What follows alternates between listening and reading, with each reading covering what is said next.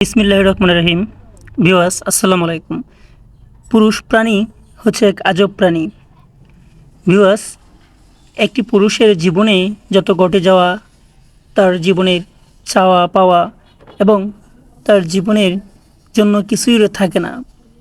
একটি পুরুষ দিনরাত অক্লান্ত পরিশ্রম করার পরে পরিবারের মুখে হাসি ফোটায়। মা, বাবা, ভাই, বোন, আত্মীয় স্বজন সকলের মুখে হাসি ফোটাতে ব্যস্ত থাকে একটি পুরুষ। যখন আস্তে আস্তে পুরুষটি বড় হয়, তার কাঁধে তুলে দেওয়া হয় সংসারের বোঝা পুরোটাই। তাকে দেওয়া হয় বিয়ে। বিয়ের পর স্ত্রী, মা, বাবা, ভাই, বোন তো রয়েই গেছে।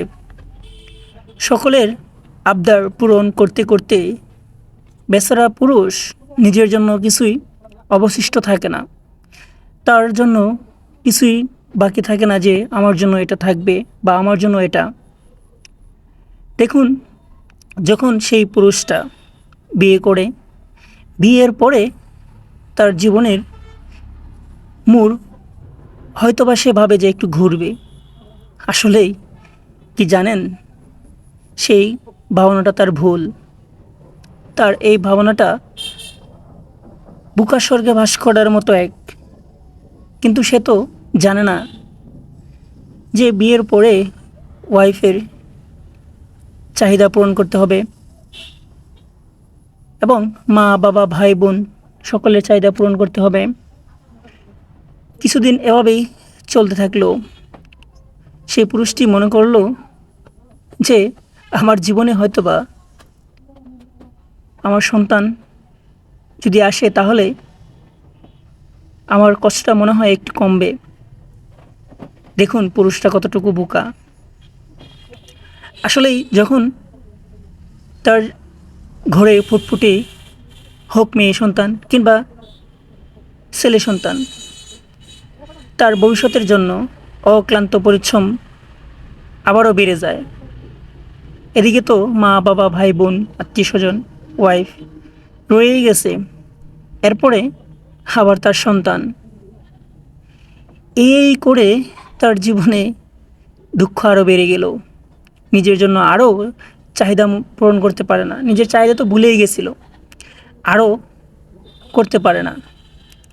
তো এভাবে পুরুষদের জীবন ভাই কেটে যায় যতক্ষণ পর্যন্ত তার শেষ নিঃশ্বাসটা না যায়।